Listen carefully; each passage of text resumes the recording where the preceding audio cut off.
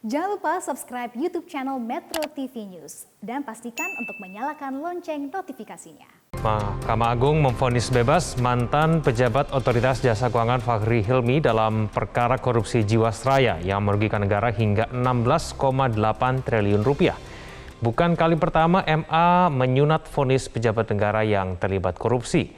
Kepercayaan publik terhadap lembaga peradilan ini pun kian tergerus.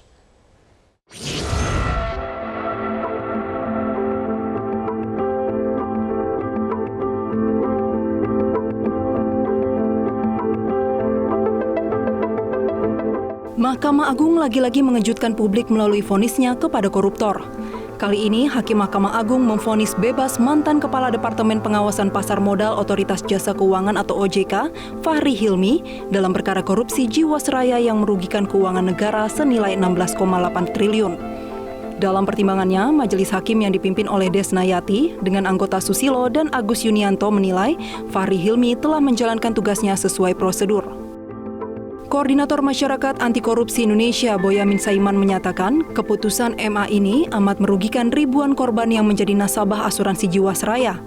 Menurut Boyamin, korupsi ini bisa terjadi karena adanya keteledoran dari pihak Otoritas Jasa Keuangan dalam hal pengawasan.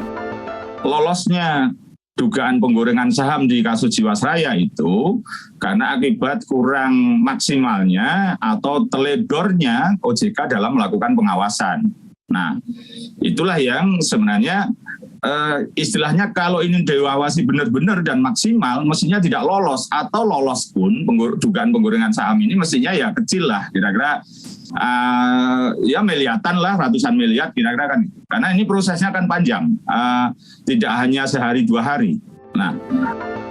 Bukan sekali ini Hakim MA mengkorting vonis terdakwa korupsi. MA memotong vonis mantan Menteri Sosial Idrus Marham dari 5 tahun penjara menjadi 2 tahun penjara. MA juga menyunat vonis mantan Menteri KKP Edi Prabowo dalam kasus korupsi ekspor benih lobster dari 9 tahun penjara menjadi 5 tahun penjara hanya karena Edi dinilai telah bekerja dengan baik selama menjabat Menteri KKP.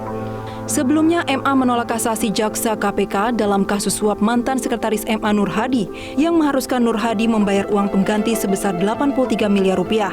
Majelis Hakim saat itu yang dipimpin oleh Surya Jaya beranggotakan Hakim Sinitra Yuliansih dan Desnayeti menyatakan Nur Hadi tidak menggunakan uang negara. Sebagai lembaga peradilan dengan kasta tertinggi, keputusan MA yang kerap menyunat korupsi yang melibatkan pejabat negara tidak hanya melukai mereka yang dirugikan, tapi juga menggerus kepercayaan publik terhadap lembaga peradilan. Peneliti Indonesian Corruption Watch atau ICW Kurnia Ramadan berharap agar Komisi Yudisial segera melakukan pengawasan terhadap Hakim MA yang tengah mengadili kasus pejabat negara. Pada tingkat kasasi, atau mungkin secara umum perkara-perkara yang menarik perhatian publik, melibatkan pejabat publik, ada sense of crisis dari internal Mahkamah Agung itu sendiri, terlebih kepada Ketua Mahkamah Agung atau kepada Ketua Kamar Pidana agar tidak menunjuk hakim-hakim yang kerap menghukum ringan pelaku korupsi.